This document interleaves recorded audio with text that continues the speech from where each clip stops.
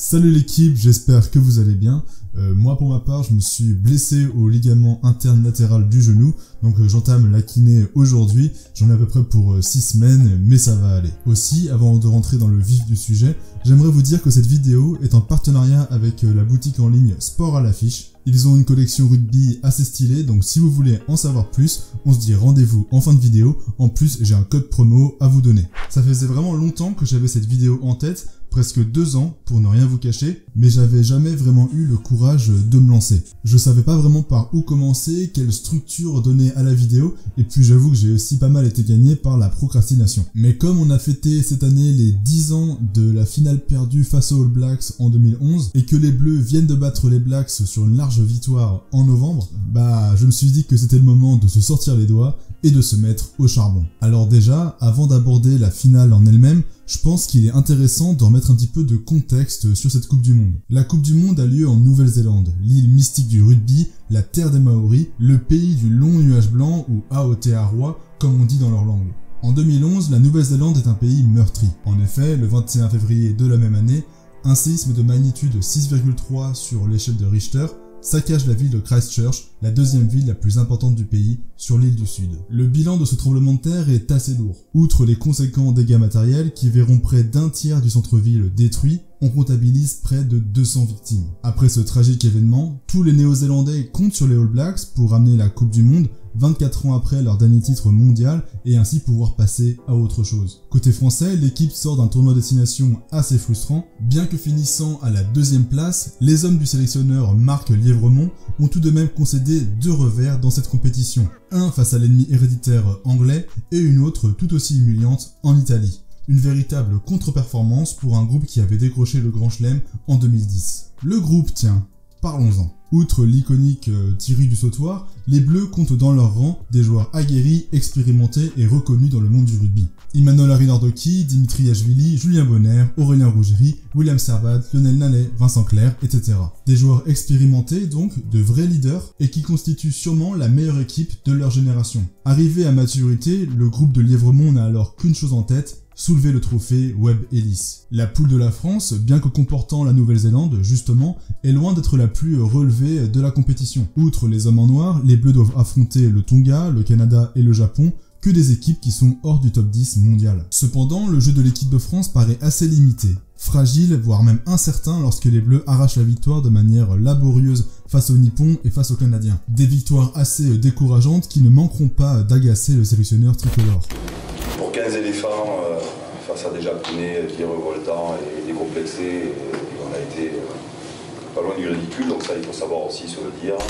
Le plus dur reste toutefois à venir, puisque le 3e match les oppose à la Nouvelle-Zélande, dans une rencontre qui est attendue comme le véritable révélateur du niveau du 15 de France. À Auckland, malgré plusieurs temps forts et une certaine vaillance, les Bleus ne peuvent que s'incliner face à des Blacks tout en maîtrise qui exploitent la moindre maladresse française. Cependant, malgré la défaite, le sélectionneur préfère souligner les points positifs et faire preuve de tolérance envers son groupe. Peut-être lever la tronche, bien récupérer ce dimanche et maintenant on a une qualification assurée. On a une qualification assurée, donc passez un bon moment ce soir, buvez quelques bières, digérez. Voilà, bravo pour votre courage. Donc encore une fois, il va falloir régler ces problèmes, il va falloir progresser vite les gars. Parce que c'est pas possible, parce que le haut niveau ne nous permet pas de faire des boulettes comme ça et donner trop de points trop facilement à l'adversaire. Par rapport à votre courage, par rapport à votre solidarité, par rapport à votre enthousiasme, c'est pas possible. Donc levez la tête.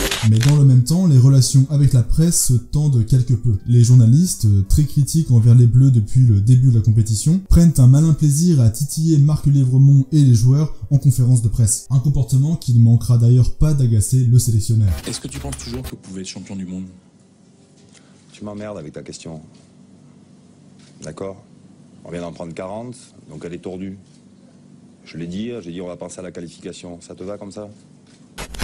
Les partenaires de Thierry du Sautoir ont maintenant un objectif en tête, terminer la phase de poule et aller chercher une qualification face au Tonga. Mais la suite, vous la connaissez sûrement. Pris à la gorge par des Tongiens morts de faim, les Bleus déjouent et sont défaits sur le score de 14-19. Malgré 2 défaites en phase de poule, les Bleus parviennent néanmoins à se qualifier in extremis, notamment grâce à la victoire des Canadiens sur ces mêmes Tongiens. Les médias, français comme étrangers, sont sans pitié et les railleries pleuvent sur le 15 de France. Et en parallèle, des tensions naissent entre le sélectionneur et son groupe. Certains joueurs se sentent exclus, en particulier François Trinduc, qui voit Morgan Parra, un neuf de formation, lui passer devant à l'ouverture. Marc Lièvremont prend alors à partie son groupe pour lui demander de prendre ses responsabilités et de se remobiliser en vue de la suite de la compétition et notamment du prochain quart de finale face aux Anglais. Julian, elle est où ta Coupe du Monde que tu voulais dire absolument que tu n'as jamais vécu? On fait quoi là? On prend où du plaisir? Où on se dit les choses? On est égoïste sur le terrain, on est égoïste en dehors. Qui a parlé du match hier? Qui s'est remobilisé? On a quoi dans les veines, les gars? On a quoi à la place du cœur? Les tiroirs caisse? Elles sont où nos couilles?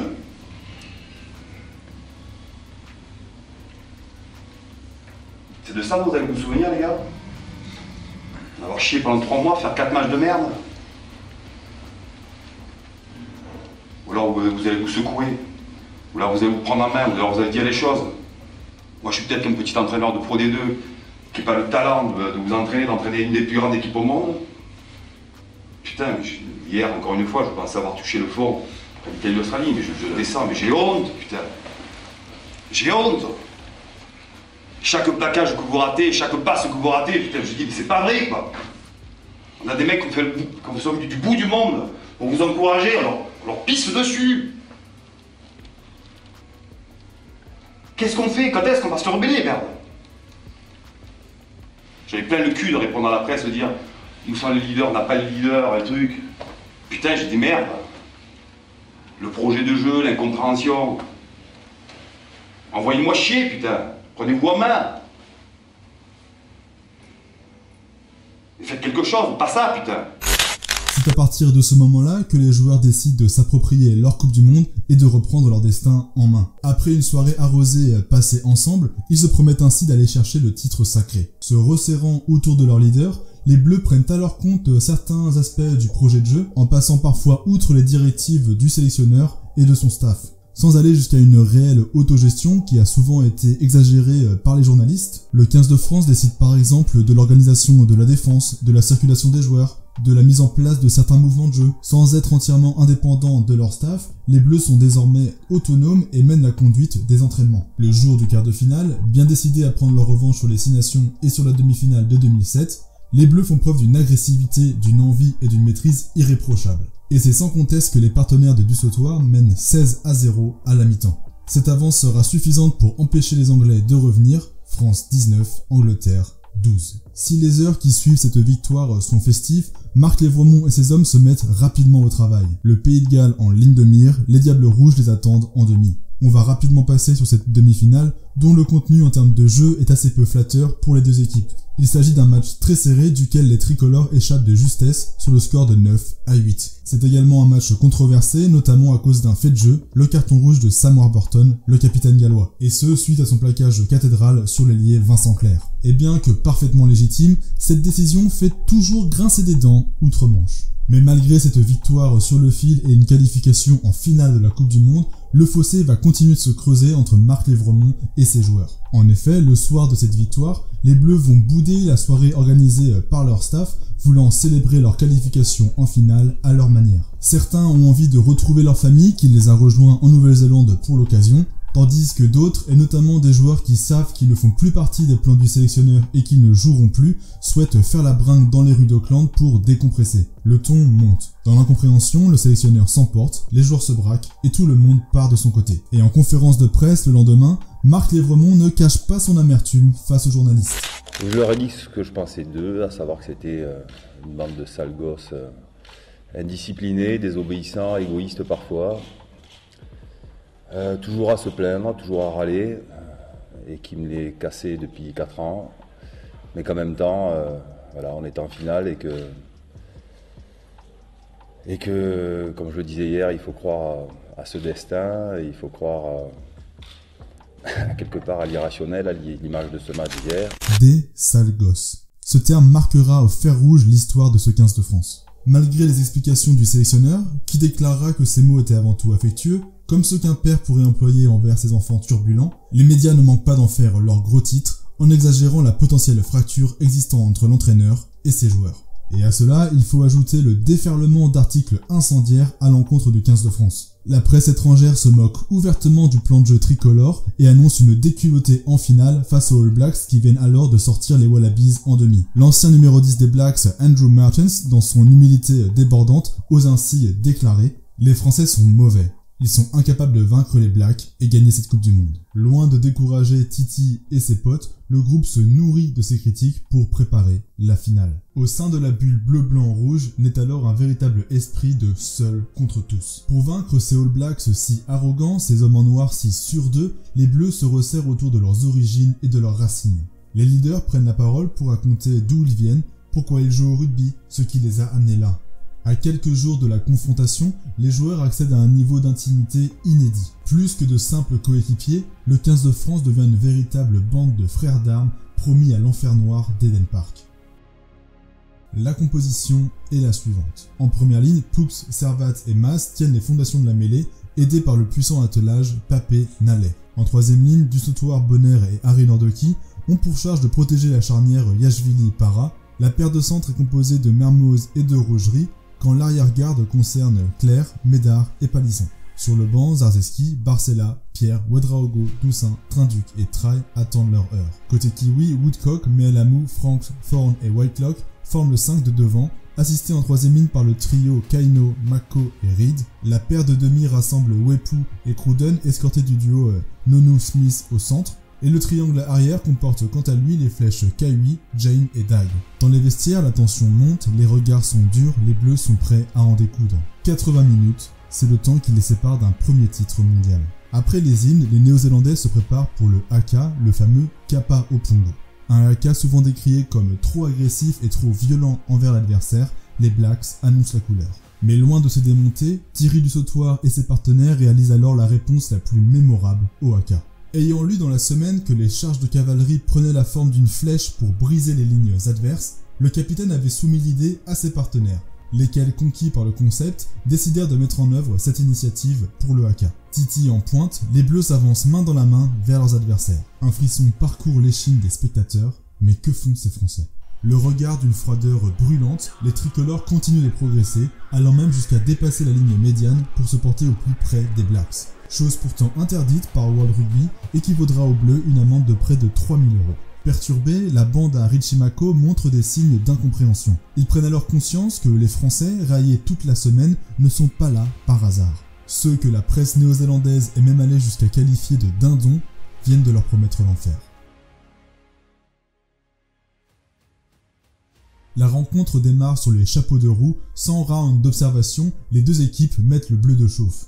Les Français mettent rapidement la main sur le ballon grâce à cette récupération de Julien Bonner qui met son équipe dans l'avancée. Étirés sur toute la largeur du terrain, les Bleus, ou devrais-je dire les Blancs d'un soir, font circuler le ballon en l'envoyant au large. Les Blacks tentent de ralentir les sorties et Richie Mako commence ainsi son œuvre de fourberie en continuant de jouer le ballon au sol sans aucun sourcillement de l'arbitre. Ces premières phases de jeu au sol donnent alors le ton du match, le capitaine All Blacks aura carte blanche dans les rucks. Enrayée, l'attaque française perd quelque peu de sa vitesse et la défense kiwi agresse durement les partenaires de Dusautoir, à l'instar de ce tampon de Smith sur Para. Et malgré une bonne course de Palisson qui pénètre dans les 40 mètres, le soutien ne parvient pas à déblayer Woodcock qui gratte le premier ballon du match. Suite à quelques temps de jeu, les partenaires de Piriwepu poussent les Bleus à la faute, le demi de mêlée se prépare pour prendre les 3 points, mais sa frappe fuit les poteaux, c'est un premier échec pour le 9 des Blacks dans cette finale qui s'annonce très serrée.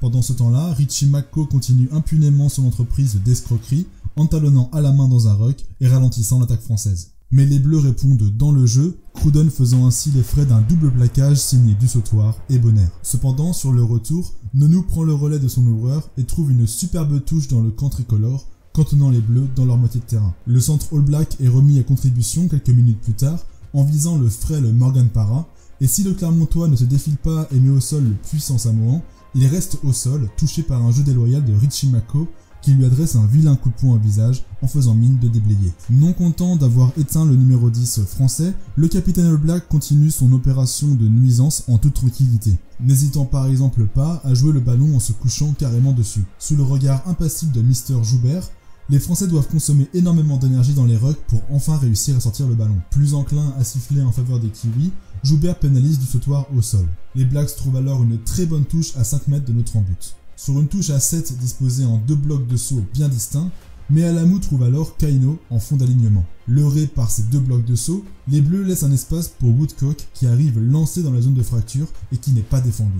Le pilier gauche s'offre alors le premier essai de la partie. Mais heureusement pour les bleus, Wepu manque la transformation et le score reste de 5-0 au bout de 16 minutes. En confiance, les hommes de Graham Henry lancent une offensive au large pour profiter d'un surnombre. Cependant, la ligne blanche fait preuve de sang-froid et parvient à endiguer l'offensive et même à récupérer une pénalité au bout de l'action. Non, bien que menés, les Français ne vont pas lâcher si facilement. La rencontre commence un petit peu à s'emballer. Les Blacks tiennent le ballon, mais les Bleus défendent farouchement. Les corps s'entrechoquent, les bras claquent, les épaules chauffent. À la 22e, de nouveau touché sur un plaquage, le jeune Morgan Parra est contraint de quitter la pelouse. En larmes, le jeune demi cède sa place à François Trinduc. Emportés par leur envie, les Bleus décident de relancer de leurs 22 mètres. Cependant, ce péché de gourmandise est sanctionné par un contre-ruck néo-zélandais récompensé par l'arbitre. Dans la tourmente, Wepu rate néanmoins un nouveau coup de pied, le 3e d'affilée. Si Piri Wepu commence à déjouer, ce n'est pas le cas de ses partenaires qui continuent de confisquer le ballon aux Français, leur faisant subir de longues séquences au cours desquelles Reed fait sentir sa densité physique. S'ils ne parviennent pas à trouver la faille, les hommes en noir occupent cependant le terrain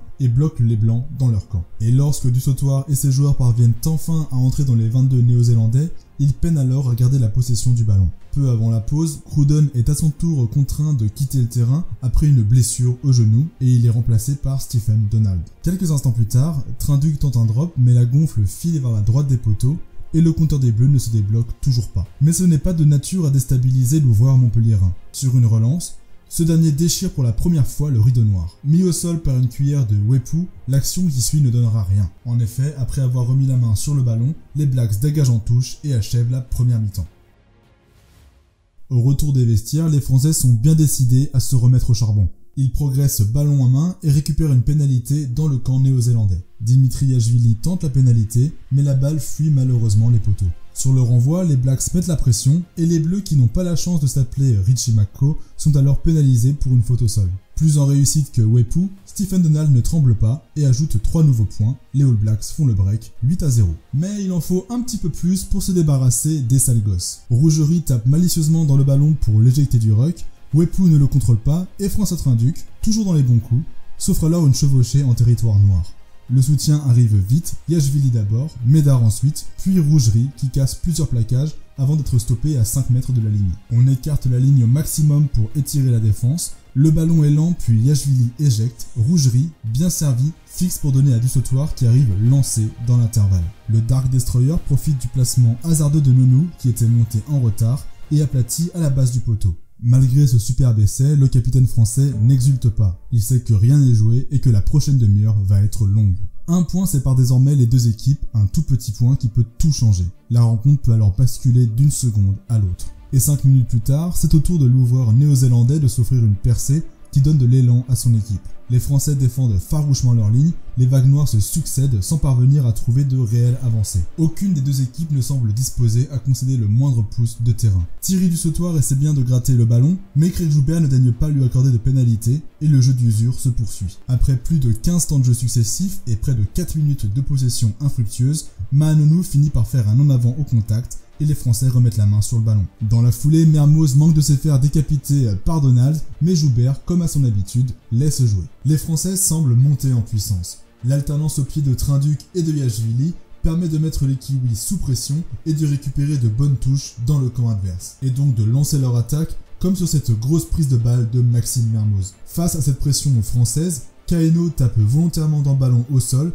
et Craig Joubert conclut à un en avant français. Les Bleus sont ensuite pénalisés sur la mêlée. Tout est à refaire. L'aberration arbitrale se poursuit 2 minutes plus tard, quand suite à ce plaquage sur Damien Traille, Whitelock et Kaino ne sortent pas de la zone plaqueur-plaqué, permettant à leurs partenaires d'opérer un précieux contre-ruck. Heureusement pour les Bleus, Joubert finit enfin par leur accorder une pénalité quelques instants plus tard, leur redonnant ainsi l'occasion de sortir de leur camp. Cependant, Trinduc ne trouve pas la touche et Dag relance avec une chandelle captée par Harry Nordoki. Le numéro 8 est bien plaqué et encore une fois, les plaqueurs restent allègrement dans la zone, se couchant sur le ballon et gênant les soutiens pour empêcher empêcher une sortie rapide. Toujours aussi réticent à l'idée de siffler contre la Nouvelle-Zélande, Joubert décide de manière incompréhensible de siffler une mêlée pour les Bleus. Toutefois, devant la mêlée conquérante du pack tricolore, l'arbitre sud-africain est forcé d'accorder une pénalité pour la France. Placé à près de 50 mètres en face des poteaux, le choix est fait de la tenter. Trinduc se place, se concentre et frappe, mais le ballon passe complètement à côté. La France est toujours menée d'un petit point et l'horloge tourne de manière de plus en plus pressante. De leur côté, les Blacks parviennent à contrer les offensives françaises et leur jeu au pied leur permet de sortir de leur camp. Les Français jettent toutes leurs forces dans la bataille alors qu'on entre dans les 10 dernières minutes du match. Les secondes sont interminables et les sorties pénibles, intentionnellement ralenties par les joueurs néo-zélandais qui refusent de sortir de la zone après leur plaquage. Le temps semble avoir perdu de sa fluidité. Les secondes s'écoulent lentement alors que les Bleus s'échinent dans les rucks pour conserver la balle. Les corps tapent, les articulations grincent et les corps s'entrechoquent comme sur cette percussion de rougerie qui va éteindre Conrad Smith. Mais Richie Mako, l'ange noir, tel un exécuteur, vient tuer la progression française en venant déblayer sur le côté. Les Bleus ne le savent pas encore, mais c'était la dernière fois qu'ils touchaient le ballon. Et sur l'action qui suit, les Blacks jouent malicieusement la montre avec des petits tas. Tentant le tout pour le tout, Pierre, Mas et Zarzeski se jettent pour contre-requer à la manière des Blacks sur ce match. Mais rien n'y fait. Joubert dégaine son sifflet et pénalise encore une fois les tricolores. Il reste alors 1 minute 20 et les Blacks prennent la pénale touche. À moins d'une interception salvatrice, le match est déjà scellé. Bien au chaud dans le môle noir, le ballon progresse. Les secondes s'abattent une à une. Implacable. 45. 46, 47.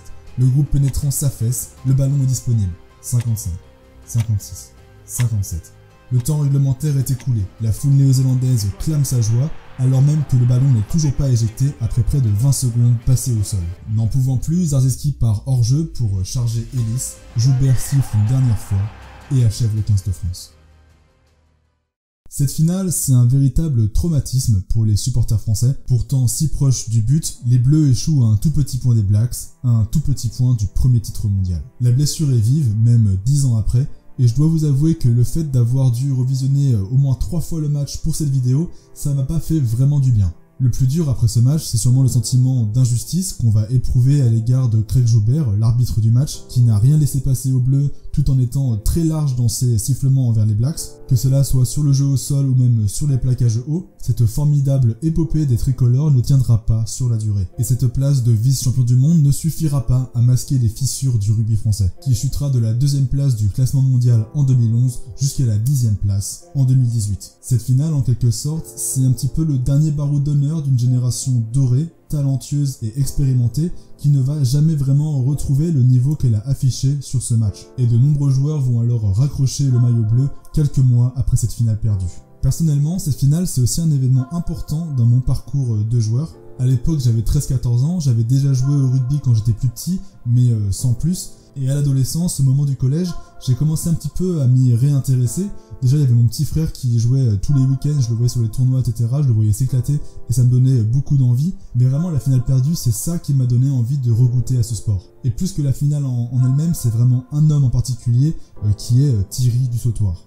L'aura du capitaine français, son visage dur durant le haka, sa combativité, sa rage et même sa dignité dans la défaite m'ont fait vraiment tomber amoureux de lui. Donc Thierry, si jamais tu tombes sur cette vidéo, bah tout d'abord, merci.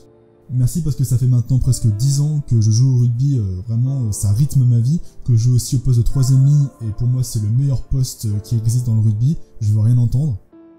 Thierry, c'est aussi la raison pour laquelle j'ai longtemps supporté le Stade Toulousain, bien qu'étant un breton n'ayant jamais foutu les pieds dans la ville rose, j'avais décidé en fait de supporter Toulouse parce que c'était le club des Deux-Sautoirs. Bon, maintenant c'est plus forcément aussi vrai, j'adore le Stade Toulousain, mais je supporte aussi pas mal l'UBB et j'aime bien aussi La Rochelle, mais bref, tout ça c'est pour vous dire à quel point le joueur m'a marqué à l'époque. Quoi qu'il en soit, le prochain match des Bleus contre la Nouvelle-Zélande, ce sera en 2023 pour la Coupe du Monde, en match d'ouverture même, de quoi réveiller peut-être de bons souvenirs, bref, j'ai hâte d'y être.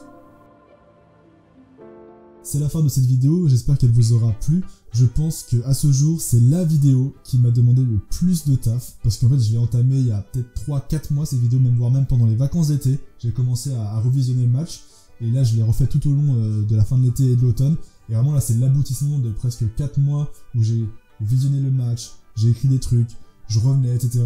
Et là je me suis décidé vraiment à le faire parce que j'avais un petit peu de temps. Donc en fait c'est un petit peu mon cadeau de Noël pour vous avant qu'on se revoie peut-être en 2022, je sais pas si je vais faire de vidéos d'ici la fin de l'année. Donc si ça vous a plu, je vous invite à bombarder les pouces bleus, à vous abonner, à partager la vidéo autour de vous si vous l'appréciez. Aussi si vous avez les moyens, que vous avez envie de me payer une bière, bah vous pouvez me supporter financièrement à l'aide du bouton rejoindre pour 99 centimes par mois. Vous pourrez aider au financement de la chaîne. Et d'ailleurs en parlant de thunes, je rappelle que cette vidéo est en partenariat avec la boutique Sport à l'affiche qui, comme son nom l'indique, vend des affiches, des posters en rapport avec le monde du sport. Ils ont une gamme rugby que j'aime beaucoup, donc notamment l'affiche que vous pouvez voir derrière moi, je vous l'ai déjà montré dans d'autres vidéos. Je remercie toutes les personnes qui ont déjà utilisé mon lien et mon code pour commander des choses, parce que ça rapporte un petit peu d'argent pour après investir dans de nouveaux matos, etc. Donc je vous remets mon lien en description et mon code promo de 10%, c'est le code qui s'appelle Lovalist10.